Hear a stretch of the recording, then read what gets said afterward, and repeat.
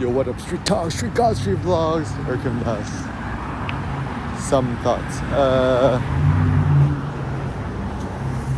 Ooh, some nice natural light. So, just life physiology thoughts once again.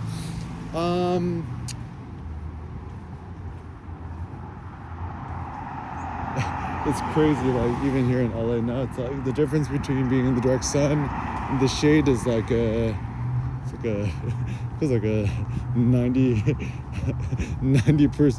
degree difference. Yeah, the shade is bad.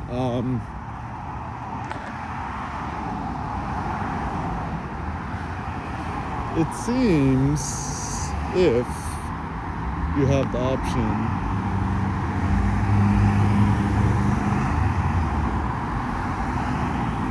the best thing that you could personally do is spend maximal time in the sun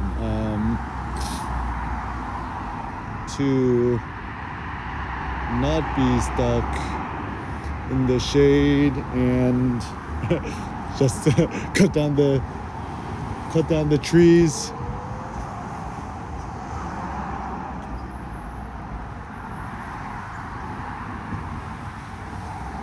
Blocks the sun.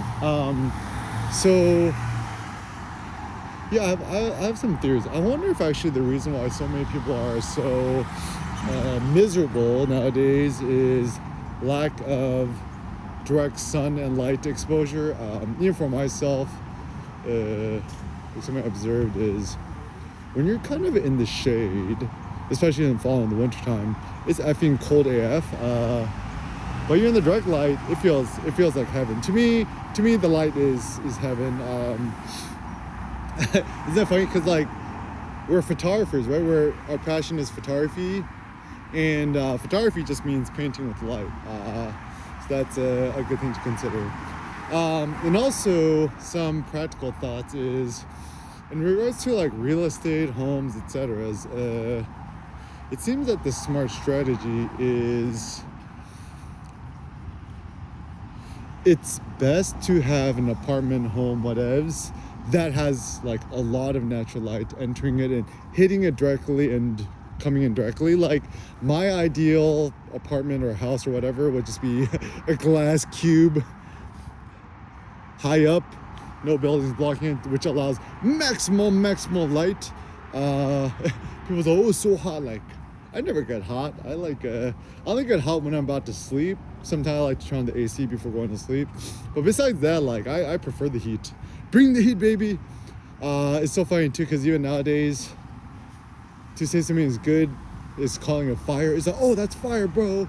That's fire. It's like fire is hot. Don't you want to be more hot? Better to be hot than cold. Is my general thought. Yeah, and I think that's where I love being in LA, Southern California.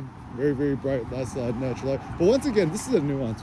If you're stuck in an office all day, no matter if you're being paid $10 million a year, it's not worth it. Being able to be outdoors and outside all day instead is far better. And so my practical thought is there are ways that you could optimize your life which allows this. So some basic thoughts. Yeah. Okay, so I've been here in Culver City, LA for like maybe not like a month and a half ish, a month and 2 weeks kind of. It feels like a month and a week and a half or something like that. But anyways, I'm still learning how to live in Culver City, LA, and it looks like the number one most critical thing is just never drive. Just never drive. Just never ever jump in a car. If you could live in the secret is living somewhere, finding an apartment to rent, or I don't know, even nowadays I'm like not about buying a house. Just renting is better. Rent your house and rent your apartment in a place or house that's extremely desirable, which allows a maximum walking lifestyle. 50 miles a day. The bear lifestyle seems to be kind of a generalized good thought. Yeah, look all these people stuck in traffic. Kind of not a fun way to live life. So yeah, I would say moving forward, try to walk 50 miles a day.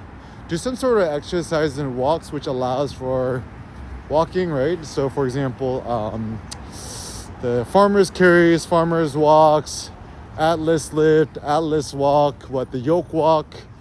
Buy a 400 pounds handbag on roguefitness.com, fill it up with a lot of playgrounds. All you gotta do is just pick it up and just see how far you can walk it. So the more you can walk it out, the better.